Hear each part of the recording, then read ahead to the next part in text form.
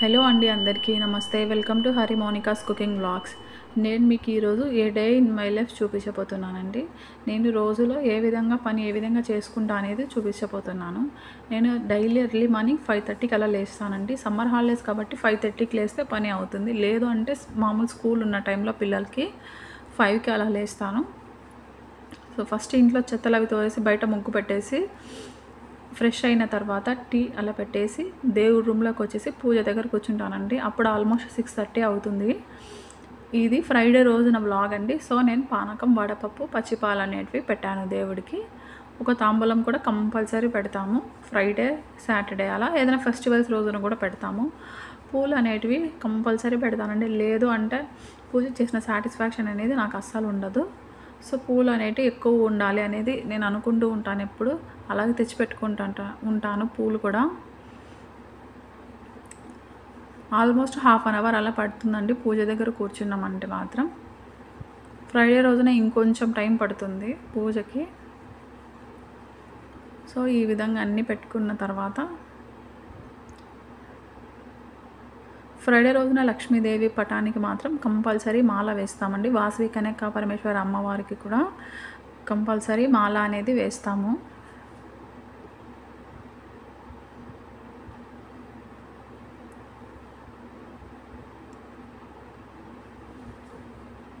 మీరు ఏ విధంగా చేసుకుంటారు ఫ్రైడే, సాటర్డే పూజ అనేది కమెంట్ సెక్షన్లో కమెంట్ చేయండి. మా ఇంట్లో కొన్ని అనేటివి ఫ్లవర్స్ పూల చెట్లు ఉన్నాయండి. సో దాని నుండి మేము పూలు కోసుకుంటూ ఉంటాము.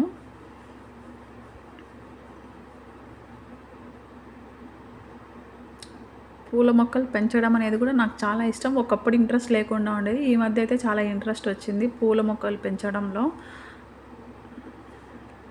పూల మొక్కలకి వాటర్ పెట్టేటప్పుడు చాలా అంటే చాలా గ్రీనరీగా చూస్తున్నప్పుడు నాకైతే మైండ్ రిలీఫ్ అవుతుందండి. మార్నింగ్ లేచిన వెంటనే మనము బయటికి వెళ్ళి చెట్లు చూసినా కూడా ఐస్కి మంచి ఎక్సర్సైజ్ అని చెప్తూ ఉంటారండి. గ్రీనరీ చూడాలి మనము. బట్ మనకంత టైం ఉండదు అనుకోండి హౌస్ వైఫ్స్కి.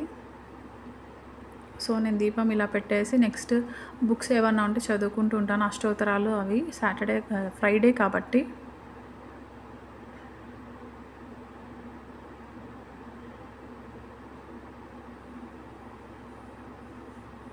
కొంచెం నేను ఫాస్ట్లో పెట్టాను కాబట్టి మీకు అలా కనిపిస్తుంది, ఫాస్ట్లో అగరబత్తీలు అలా తిప్పినట్టు.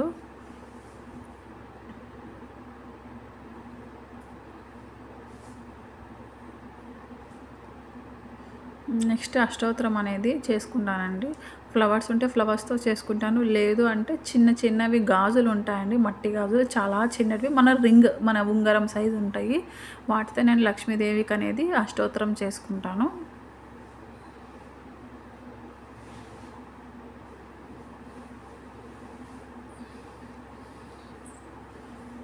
చూడండి ఏ విధంగా అష్టోత్తరం చేసుకున్నాను. అలా 198 చదివేసి అలా చేసుకుంటాను. నెక్స్ట్ టెంకాయ కొట్టేసి ఇంకా హారతి ఇవ్వడమే అండి. నేను మా హస్బెండ్ ఇద్దరం కలిసి పూజ చేసుకుంటాము డైలీ కూడా. ఫ్రైడే, సాటర్డే కంపల్సరీ, మిగతా రోజుల్లో మిస్ అయినా కూడా ఫ్రైడే, సాటర్డే కంపల్సరీ ఇద్దరం కలిసి కూర్చొని పూజ చేస్తాము. ధూపం కూడా వేస్తామండి. ధూపం వేస్తే ఇంట్లో పాజిటివ్ ఎనర్జీ ఉంటుంది, నెగిటివ్ ఎనర్జీ పోయి. సో ధూపం అనేది కంపల్సరీ వేస్తాము ఫ్రైడే, సాటర్డే, ట్యూస్డే. ఇంకా పండుగ నాడు కూడా వేస్తూ ఉంటాం మేము ధూపం అనేది. మీరు ఈ విధంగానే చేసుకుంటారండి ఫ్రైడే, సాటర్డే పూజ రోజు కూడా. అంతా అయిపోయిన తర్వాత మనకు ఫ్రైడే మెయిన్ వచ్చేసి గడప పూజించడం. సో గడపకి పసుపు పట్టించేసి మనం పసుపులో పెరుగుతో కలిపామంటే అది త్వరగా పోదండి. సో మళ్ళీ నెక్స్ట్ ఫ్రైడే మనం క్లీన్ చేసినంత వరకు అలాగే ఉంటుంది. సో ఇలా క్లీన్ చేసేసి పసుపు పట్టించి కుంకుమ బొట్లు పెడతానండి.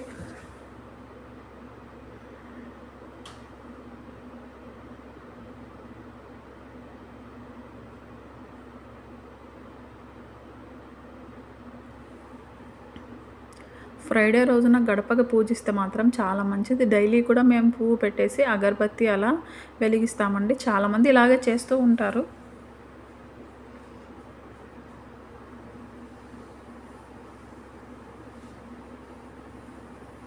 చూడండి ఈ విధంగా చేస్తూ ఉంటాను నేను.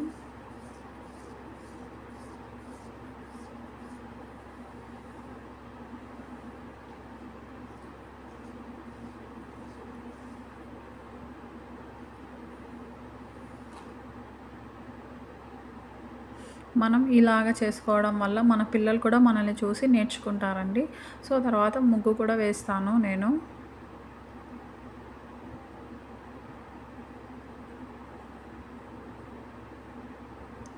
నా ముగ్గు చూసి నవ్వకండి, ఎందుకంటే చేతిలో మొబైల్ పట్టుకొని షూట్ చేస్తూ ముగ్గు వేశాను కాబట్టి అలా వచ్చింది ముగ్గు.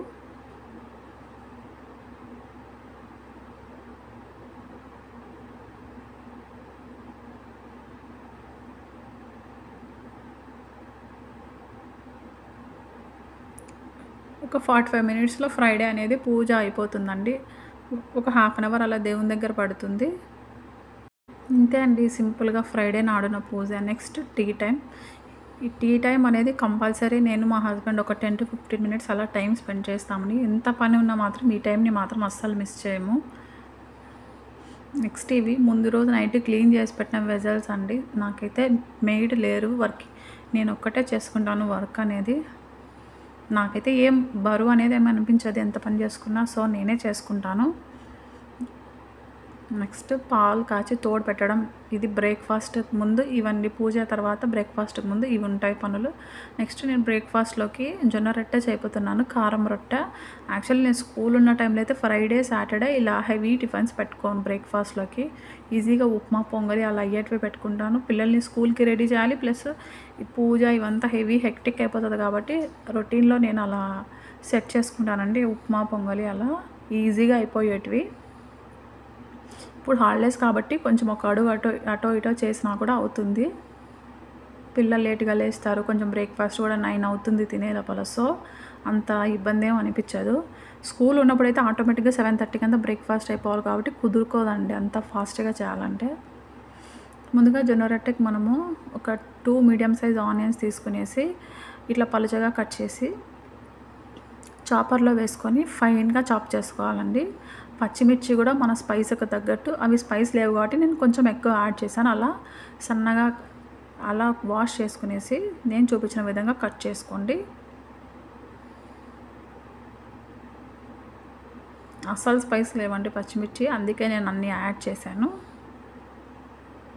నెక్స్ట్ మనం ఒక మిక్సీ జార్ తీసుకునేసి అందులో పల్లీలు, నేను 3 కప్స్కి 3 టేబుల్ స్పూన్స్, 3 కప్స్ ఆఫ్ జొన్న పిండికి 3 టేబుల్ స్పూన్స్ పల్లీలు తీసుకున్నాను. పల్లీలు, పచ్చిమిర్చి వేసేసి ఫైన్ పేస్ట్ చేయకూడదండి, కొంచెం కచ్చాపచ్చగా మనము వేసుకోవాలి. చాపర్లో మనం ఆల్రెడీ కట్ చేసి పెట్టుకున్న ఆనియన్స్ వేసేసి ఫైన్గా చాప్ చేసుకోవాలండి. మనము జొన్న రొట్టె ఇలాంటివి తినటం వల్ల మనకి బోన్ స్ట్రెంగ్త్ పెరుగుతుందండి. పిల్లలకి కూడా మనం ఇలాంటి ఫుడ్ పిల్లలకి తరచుగా ఇస్తూ ఉండాలి ఇప్పుడున్న జనరేషన్లో పిల్లలకి. నెక్స్ట్ ఇందులోకి ఫ్రెష్ కరివేపాకు కూడా ఫైన్గా కట్ చేసి వేసుకుంటున్నానండి నేను. మేమైతే జొన్న రొట్టెలు, రాగి రొట్టెలు, సద్ద రొట్టెలు ఇవన్నీ ఎక్కువగా చేసుకుంటూ ఉంటాం. వీక్లీ 2 to 3 టైమ్స్ అలా చేస్తూ ఉంటానండి నేను. నెక్స్ట్ 3 కప్స్ ఆఫ్ జొన్న పిండి ఇంట్లోదే అండి ఇది. నేను ఇంట్లో జొన్నలు నీట్గా వాష్ చేసుకునేసి ఎండలో ఆరబెట్టేసి మిల్లుకి పంపించి మెత్తగా పొడి చేసుకున్నాను. నెక్స్ట్ మనం ఇందులో సాల్ట్ యాడ్ చేయాలి. నెక్స్ట్ మనం మిక్సీకి వేసి పెట్టుకున్న శనక్కాయ పప్పులు, పచ్చిమిర్చి పేస్ట్ యాడ్ చేసి ఫైన్గా చాప్ చేసుకున్న ఆనియన్స్, తెల్ల నువ్వులు ఒక 2 స్పూన్స్ అలా యాడ్ చేశాను నేను. నెక్స్ట్ మనం మిక్సీ జార్లో కొంచెం కారం ఏదైనా ఉంటుంది కాబట్టి అందులో వాటర్ వేసేసి నేను ఈ విధంగా సాఫ్ట్గా కలుపుకుంటున్నానండి పిండిని. ప్లెయిన్ రొట్టెకైతే మనం హాట్ వాటర్ వాడుకోవాలి. ఇలా ఆనియన్స్ అవి వేసినప్పుడు అవసరం లేదు, కొంచెం జీలకర్ర కూడా వేసుకోవాలి. మనం పల్లీలు వేయటం వల్ల రొట్టె అనేది చాలా అంటే చాలా సాఫ్ట్గా ఉంటుందండి. పైన క్రిస్పీగా, లోపల సాఫ్ట్గా, నోట్లో అలా పెట్టుకుంటే కరిగిపోతుంది, అంత సాఫ్ట్గా ఉంటుంది రొట్టె. ఒకసారి మీరు కూడా ట్రై చేయండి ఈ విధంగా. ఏ రొట్టెకైనా పల్లీలు అనేది వేస్తే శనక్కాయ పప్పులు చాలా సాఫ్ట్గా వస్తుందండి. సో నేను రొట్టెకి అనేది ఒక కర్చీఫ్ పక్కన పెట్టేసుకుంటాను, కాటన్ కర్చీఫ్ కొత్తది. సో ఇంకా రొట్టె అనేది వీటిపైన చేసుకుంటూ ఉంటాను. పలుచగా తట్టుకోవాలండి రొట్టె అనేది, వాటర్ అద్దుకుంటూ పలుచగా చేసుకున్నామంటే అంటుకోదు.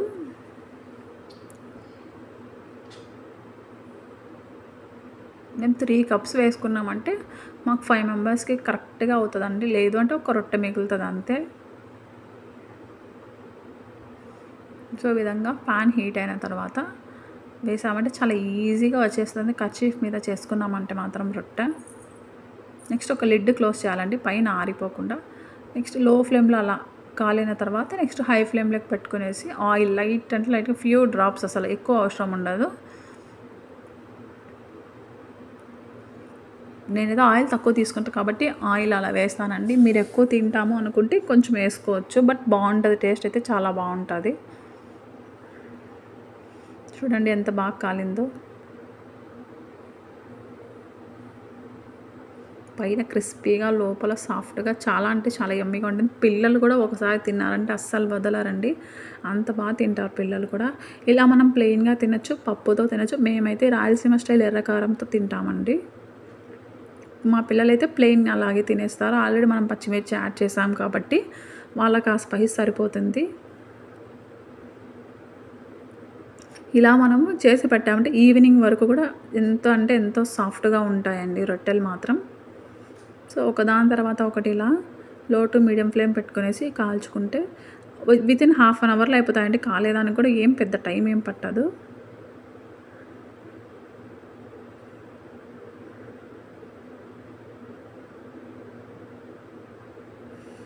నెక్స్ట్ టిప్, బ్రేక్‌ఫాస్ట్ అయిపోయిన తర్వాత వెసల్స్ క్లీన్ చేసి ఇలా మాప్ పెట్టుకుంటానండి. డైలీ ఒక సండే రోజున మాత్రం నేను రెస్ట్ తీసుకుంటాను.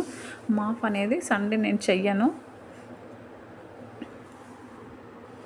నాకెందుకో మెయిడ్ పెట్టుకోవాలా, పని మనుషుల్ని పెట్టుకోవాలంటే నాకు నచ్చదు. సో, నా పని నేనే చేసుకోవాలి అనుకుంటా. నేను అందుకే అలానే చేసుకుంటానండి. ఇంకా ఎవరైనా పని మనిషి లేకుండా పని చేసుకునే వాళ్ళు ఉన్నారా? ఉంటే కమెంట్ సెక్షన్‌లో కమెంట్ చేయండి. నెక్స్ట్ లంచ్‌లోకి వెళ్ళిపోతే బ్రౌన్ రైస్ అనేది యూజ్ చేస్తామండి మేము ఎప్పుడు కూడా. సో, 1½ గ్లాస్ బ్రౌన్ రైస్ వేసేసి 2 to 3 టైమ్స్ అలా వాష్ చేసుకునేసి 4 గ్లాసెస్ ఆఫ్ వాటర్ వేసి ఒక half an hour to 1 hour అలా సోక్ చేస్తాను నేను. మనం బియ్యం కానీ, కందిబ్యాళ్ళు కానీ సోక్ చేయడం వల్ల మన డైజెషన్ అనేది ఈజీగా అవుతుందండి.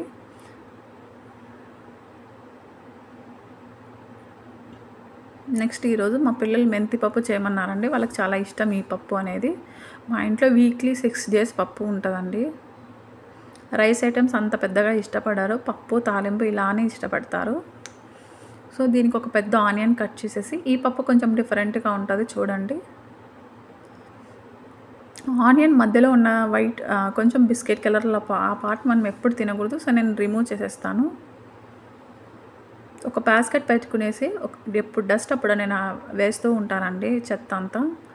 సో, ఇలా పలుచగా కట్ చేసుకొని పక్కన పెట్టుకోవాలి. నెక్స్ట్ ఒక కుక్కర్ తీసుకునేసి హీట్ అయిన తర్వాత ఆయిల్ వేసేసి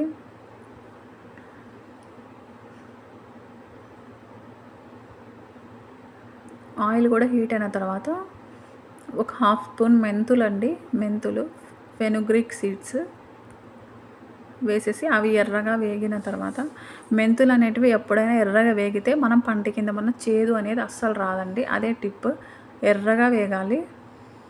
నెక్స్ట్ అవి వేగిన తర్వాత ఒక 7 ఎండుమిర్చి కట్ చేసి వేసాను.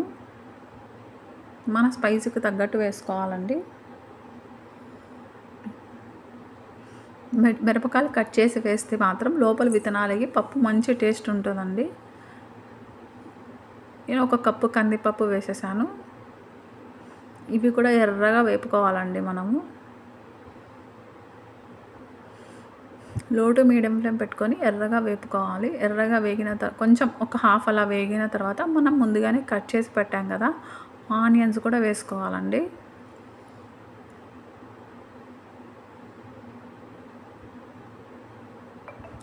వితిన్ 45 మినిట్స్‌లో లంచ్ అనేది రెడీ అయిపోతుంది. బట్ నేను వీడియో యూట్యూబ్‌కి షూట్ చేస్తాను కాబట్టి ఇంకొంచెం టైం ఎక్కువ పడుతుంది. లేదు అంటే 45 మినిట్స్‌లో లంచ్ అనేది నేను ఫాస్ట్‌గా చేస్తానండి ఏ పనైనా కూడా. సో, నాకు అందుకే పని మనిషి లేకున్నా ఈజీగా నేను ఫాస్ట్‌గా చేసుకుంటాను ఏ పనైనా.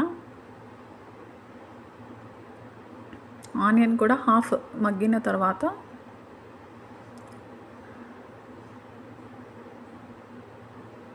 రెడ్‌గా టర్న్ అయిన తర్వాత నెక్స్ట్ మనము వాటర్ వేయాలి. దీనికి కొంచెం వాటర్ అనేది ఎక్కువ పడుతుందండి. నెక్స్ట్ చింతపండు, మనం ముందుగానే క్లీన్ చేసి పెట్టుకున్న చింతపండు కూడా వేసుకోవాలి. పసుపు వేసేసి లో ఫ్లేమ్లో కుక్ చేసుకోవాలండి. ఎప్పుడైనా పప్పు లో ఫ్లేమ్లో కుక్ చేస్తే పప్పు అనేది బాగా కుక్ అవుతుంది. మన డైజెషన్ కూడా మంచి ఇంప్రూవ్ ఉంటుందండి. డైజెషన్లో ఎటువంటి ఇబ్బంది ఉండదు. మనం హై ఫ్లేమ్లో కుక్ చేస్తే మాత్రం పప్పు పైన ఉడికి లోపల కొంచెం పలుకుగా ఉంటుంది. సో నేను ఎప్పుడు లో ఫ్లేమ్లోనే కుక్ చేస్తాను. నాకు అంత నచ్చదు ఏదైనా హై ఫ్లేమ్లో వండితే, ఆ టేస్ట్ లో ఫ్లేమ్లో వండితే వేరుంటుంది. సో నేను ఏదైనా లో ఫ్లేమ్లో కుక్ చేస్తాను. ఇలా విస్కర్తో విస్క్ చేసామంటే నీట్గా అయిపోతుందండి పప్పు సాఫ్ట్గా. ఆకుకూర పప్పుకైతే మాత్రం పప్పు గుత్తి తీసుకొని నేను పప్పు ఎనుపుతాను. నెక్స్ట్ సాల్ట్ వేసేసి కొంచెం వాటర్ అడ్జస్ట్ చేశాను. పప్పు అనేసి వాటర్గా ఉందనుకోవద్దండి. పప్పు మనం ఎప్పుడైనా కొంచెం ఇట్లా లిక్విడ్గా తింటేనే, నార్మల్ పప్పు ఆకుకూర పప్పు అయితే కొంచెం గట్టిగా తినచ్చు. ఇలా తింటేనే మనకు డైజెషన్కి అనేది ఏం ఇబ్బంది ఉండదండి. మా ఇంట్లో వీక్లీ 6 days కాబట్టి నేను టొమాటో పప్పు కానీ ఇలా ఆకుకూర వేయని ఇలా లిక్విడ్గానే చేసుకుంటాను నేను. నెక్స్ట్ ఇప్పుడండి బెల్లం వేయాలి ఇందులో. నేను ముందు కప్పులో తీసాను కదా, మా అత్తమ్మ బెల్లం వేస్తే తినదు కాబట్టి అలా పక్కకు తీస్తాను. పిల్లలకి మాత్రం బెల్లం వేస్తే చాలా ఇష్టం, నాకు కూడా చాలా ఇష్టం, చాలా బాగుంటుంది. పప్పులో బెల్లం ఏంటి అనుకోవద్దండి, ఒక్కసారి ట్రై చేయండి ఎంత టేస్టీగా ఉంటుందో. నెక్స్ట్ మనము ఈ బౌల్లోకి పప్పు తీసుకోవాలి కాబట్టి హీట్ చేసి, జస్ట్ హీట్ అయిన తర్వాత ఆఫ్ చేసి పప్పు తీసుకున్నామంటే పప్పు మరుసటి రోజు వరకు ఫ్రిడ్జ్లో పెట్టకపోయినా అస్సలు చెడిపోదండి. ఇది ఒక టిప్పు. అందులో ఉన్న బ్యాక్టీరియా చనిపోయి గిన్నె అనేది వేడైందంటే పప్పు అనేది ఫ్రెష్గా ఉంటుందండి మరుసటి రోజు వరకు కూడా. నెక్స్ట్ రోజు ఫ్రైడే కాబట్టి మనం టెంకాయ కొట్టాం కదా దేవుడి దగ్గర, ఆ పచ్చి కొబ్బరి అనేది సన్నగా సన్నగా తురుముకున్నానండి నేను. ఇది పచ్చి కొబ్బరి ఫ్రై. మీరు ఎప్పుడు విని ఉండరు, చూసి ఉండరు. ఒక్కసారి ట్రై చేయండి ఈ విధంగా, నేను చూపించిన విధంగా. చాలా అంటే చాలా టేస్టీగా ఉంటుంది. జస్ట్ అలా కప్పులో పెట్టుకునేసి రైస్లే కాకుండా ప్లెయిన్ది కూడా తినేయచ్చు, అంత టేస్టీగా ఉంటుంది. మనం పచ్చి కొబ్బరి తురుముకున్న తర్వాత ఒక ప్యాన్ పెట్టుకునేసి హీట్ అయిన తర్వాత ఆయిల్ వేసేసి ఆవాలు, జీలకర్ర, పచ్చిశనగపప్పు కొంచెం ఎక్కువగా వేసుకోవాలండి. సో నేను ఎక్కువ వేసాను. కరివేపాకు, ఎండుమిర్చి. ఏ ఫ్రైకైనా ఏ పోపు తాలింపు వేసేటప్పుడు కంపల్సరీ ఎండుమిర్చి యాడ్ చేస్తే ఆ డిష్ టేస్టే మారిపోతుందండి. సో ఇలా ఆనియన్స్ హాఫ్ మగ్గిన తర్వాత మనం సాల్ట్ వేసామంటే ఏ వెజిటేబుల్ అయినా ఫాస్ట్గా కుక్ అయిపోతుందండి. మనము ఆల్రెడీ టెంకాయ కొట్టాం, అదే తురుముకొని పెట్టుకున్నాం కదండి, అది దీంట్లోకి నేను వేసేసాను. కొంచెం పసుపు కూడా యాడ్ చేస్తాను నేను. ఈ కొబ్బరి అనేది కొంచెం ముదురుగా ఉంది అంటే మాత్రం లైట్గా వాటర్ వేసుకోండి, లేదు అంటే లేత కొబ్బరి అయితే అస్సలు అవసరం ఉండదు. సో ఈ విధంగా లైట్గా మిక్స్ చేసుకునేసి మంచిగా మనం లిడ్ క్లోజ్ చేసి కుక్ చేసుకోవాలండి. నెక్స్ట్ ఒక మిక్సీ జార్ తీసుకునేసి ఒక హాఫ్ గ్లాస్ కొబ్బరి, ఎండు కొబ్బరి, ఒక 1 గ్లాస్ పప్పులు,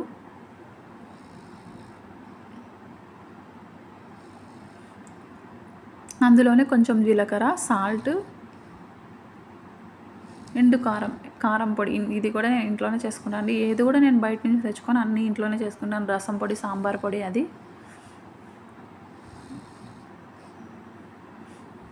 సో మెత్తగా పౌడర్ చేసుకోవాలండి. ఇది మనకు ఫ్రై లేక్ బాగుంటుంది. మా రాయలసీమ సైడ్ ఏ ఫ్రైస్కైనా ఉప్మా, బొరుగులు అంటే ఉగ్గాని, సో దానిలోకి ఇదే వాడతామండి మేము. అన్నంలో వేడి అన్నంలో కలుపుకున్న చాలా బాగుంటుంది. వెల్లుల్లి వేసేసి మెత్తగా పౌడర్ చేసుకోవాలి. నెక్స్ట్ ఫ్రై అయిన తర్వాత చూడండి మంచిగా కుక్ అయిపోయింది.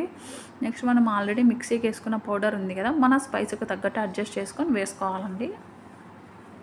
మనం అందులో పప్పులు, కొబ్బరి వేసాం కాబట్టి చాలా కమ్మగా ఉంటుంది ఫ్రై అనేది.